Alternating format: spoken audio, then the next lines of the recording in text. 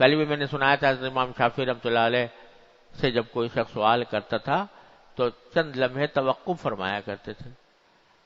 تو کسی نے پوچھا کہ حضرت آپ جب کوئی بات کرتا ہے تو تھوڑی دیر رک کر بولتے ہیں.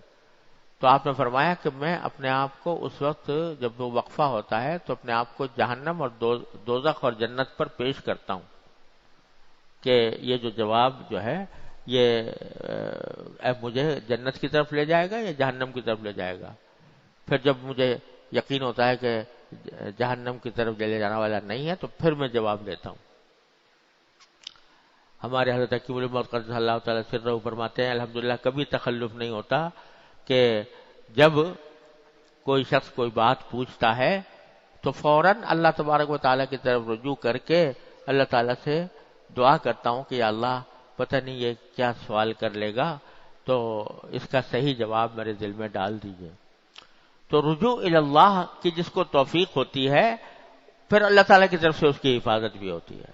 منہ سے اگر کلمہ کوئی غلط نکل بھی گیا تو اس کی تلافی کی توفیق ہو جاتی ہے.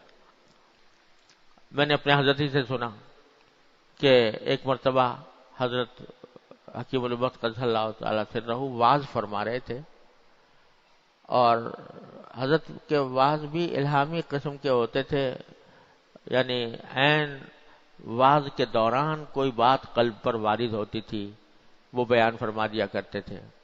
اسی وجہ سے حضرت کے مواعظ میں بہت سی ایسی باتیں ملتی ہیں کہ جو ان کی تصنیفات میں نہیں ہیں.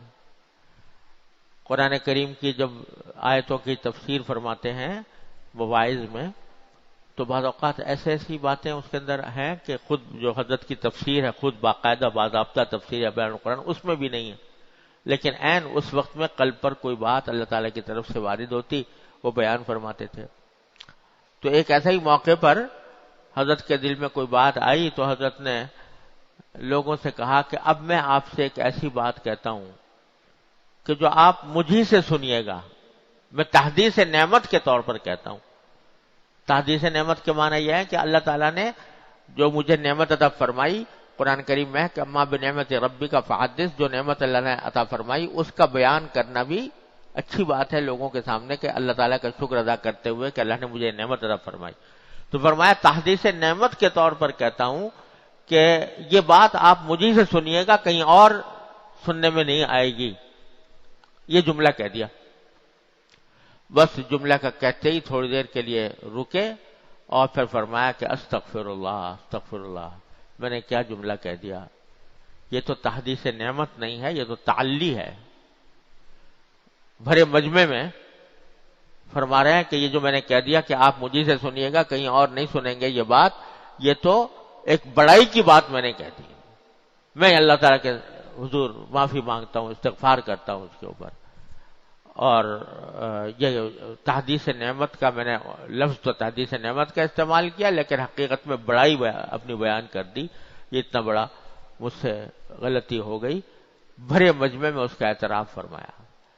تو جب اللہ تبارک و تعالیٰ کسی بندے کو رجوع اللہ کی توفیق عطا فرما دیتے ہیں اور اس کے دل میں یہ کھٹک پیدا ہو جاتی ہے، تقویٰ کی کھٹک، تقویٰ کی خلیش، کہ ہر مرحلے پر دل میں ایک کھٹک پیدا ہوتی ہے جو کام کرنے جا رہا ہوں وہ اللہ تعالیٰ کے نزدیک پسند ہوگا یا ناپسند ہوگا، یہ جنت میں لے جائے گا یا جہنم میں لے جائے گا، یا اللہ تعالیٰ کی رضا کا ذریعہ بنے گی ناراضگی کا ذریعہ بنے گا. یہ کھٹک دل میں پیدا ہو جاتی ہے.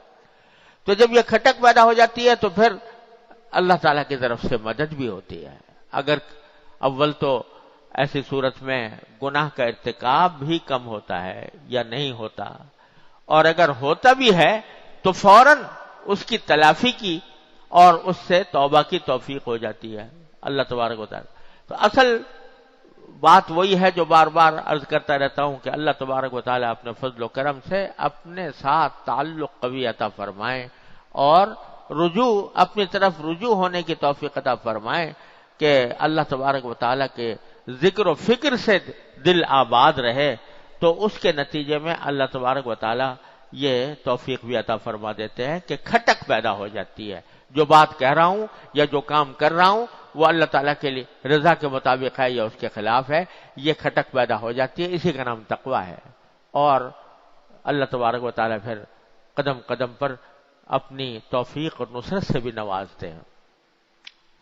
تو حضرت پہلی بات تو حضرت نے یہ فرمائی کہ جو بات کہا کرو وہ ذرا سوچ کر کہا کرو، اور لوگ کوئی یہ سمجھے کہ بھئی یہ تو بڑا مشکل معاملہ ہے کہ ہر لمحے کے اوپر آدمی تھوڑی دیر ٹھہرے اور پھر سوچے اور پھر بولے، تو کوئی مشکل بات نہیں، سوچنے میں اور بولنے میں کوئی زیادہ لمبا چوڑا وقفہ نہیں ہوتا۔ اگر آدمی عمل کرنا چاہے تو کوئی لمبا چوڑا وقفہ نہیں ہوتا۔ سوچنا تو ایک ایسا عمل ہے کہ جو بہت ہی جلدی سے انجام پا جاتا ہے۔ آپ اگر جو بات ایک گھنٹے میں کہی جاتی ہے، بعض اوقات وہ سوچنے میں چند لمحات میں آ جاتی ہے۔ لہذا کوئی بہت بڑا مشکل مسئلہ نہیں ہے، صرف توجہ کی بات ہے۔ توجہ پیدا کریں کہ جو بات کہنا چاہ رہا ہوں وہ صحیح ہے یا غلط ہے، اللہ تعالیٰ کو راضی کرنے والی ہے یا ناراض کرنے والی ہے۔ اور اگر اس اہتمام کے باوجود غلط بات منہ سے نکل گئی، انسان ہے، بندہ ہے، بشر ہے، غلطیاں ہوتی ہیں، تو زبان بھی پھسل جاتی ہے، بعض اوقات غلط کلمہ منہ سے نکل گیا، واقعے کے خلاف منہ سے نکل گیا، تو فوراً اس کے اوپر توبہ، دیر نہ کرے۔ غلطی اور گناہ کا فوری علاج استغفار اور توبہ، فوری طور سے اللہ تبارک و تعالیٰ کی طرف رجوع کر کے استغفار کرے، یا اللہ مجھ سے غلطی ہو گئی، مجھے معاف فرما دیجئے، توبہ کرے۔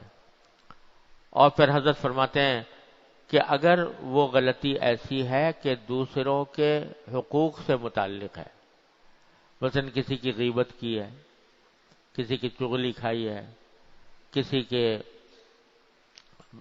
کسی کا دل دکھایا ہے، منہ پر بھی جب کسی سے بات کی جائے تو ایسا جملہ بول دینا جس سے اس کا دل ٹوٹ جائے، یہ بھی گناہ ہے اور بہت بڑا گناہ ہے، کسی مسلمان کا بلا وجہ دل توڑنا۔